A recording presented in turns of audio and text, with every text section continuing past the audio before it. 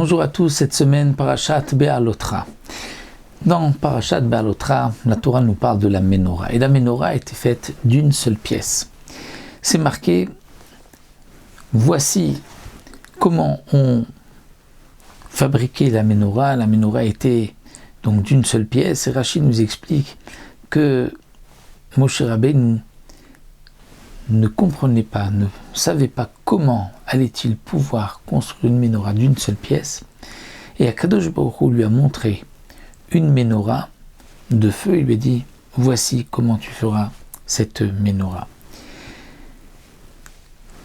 Donc d'une seule pièce, c'est ce que Akadosh Baruch Hu a voulu lui dire. Et c'est même rapporté que lorsque Moshe est redescendu du ciel, donc il avait oublié comment faire cette Ménorah d'une seule pièce et qu'il est remonté à 2 reprises pour comprendre que cette Ménorah doit être faite d'une seule pièce. Et c'est ainsi que Betzalel aussi fabriqua donc la Ménorah. Donc quelle est l'importance que la Ménorah soit d'une seule pièce? On ne retrouve pas dans tous les kelim, les ustensiles du Beth Amikdash, qu'il y ait comme ça d'une seule pièce. Le Haron était de plusieurs pièces, il y avait le Shulchan aussi. On remarquera que la Torah est représentée par la Ménorah, puisque la Ménorah se trouvait au sud, et la Gemara nous dit celui qui recherche la sagesse se tourne vers le sud, là où se trouve la Ménorah. La Ménorah représente la Torah. Et le Sforno nous explique que dans la Ménorah, il y avait les branches de droite et les branches de gauche qui étaient toutes tournées vers la branche du milieu. C'est-à-dire que, dit le Sforno, les branches de droite sont ceux qui étudient la Torah, et les branches de gauche représentent ceux qui soutiennent l'étude de la Torah, Issachar et Zevulun. Et ensemble, ils vont faire grandir le nom d'Hachem, et ensemble, ils vont donc faire briller cette lumière à l'intérieur du Beth Amikdash. Et donc c'est pour cela, dit le Sforno, qu'il fallait que la Ménorah soit faite d'une seule pièce.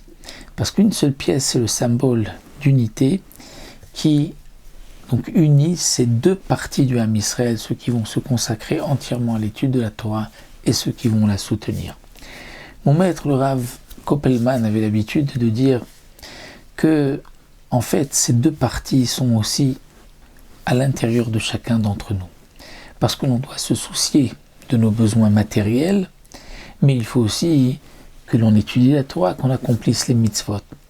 Et donc, un seul bloc, une seule pièce, vient montrer ici la conjugaison de ces efforts qui vont permettre d'accomplir la volonté d'Akadosh Baruch Hu, à la fois de se préoccuper de notre bien-être matériel, mais aussi que ça n'entrave pas notre bien-être spirituel.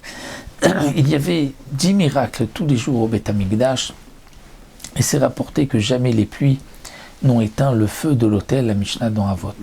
Le Rav Chaim Volojin explique qu'Akadosh Baruch Hu aurait très bien pu faire que la pluie ne tombe pas dans la Hazara du Beth Amikdash. Pourtant, le miracle était que les pluies n'ont pas éteint le feu. Il y avait de la pluie, mais elles n'ont pas éteint le feu. Pourquoi Akadosh Baruch Hu n'a pas fait un miracle plus simple? C'est qu'il n'y ait pas de pluie qui tombe au Beth Amikdash. Alors après, Volojin dit qu'en vérité, la pluie, c'est la matérialité. C'est ce que nous avons besoin pour pouvoir vivre. Sans pluie, rien ne poussera. Et donc la matérialité, vient ici la Mishnah nous dire, ne doit pas éteindre le feu, c'est-à-dire l'étude de la Torah, l'accomplissement des mitzvot, qui elle est comparée au feu.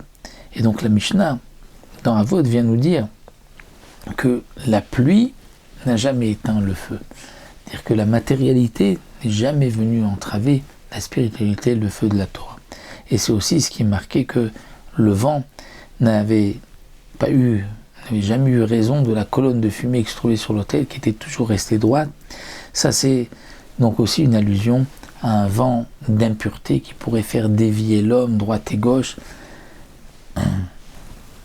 Eh bien, jamais au Beth Amikdash, le vent n'a eu raison de cette colonne de fumée, c'est-à-dire que on arrive à garder donc la colonne de fumée qui représente l'étude de la Torah sans qu'elle soit bouleversée par des vents extérieurs.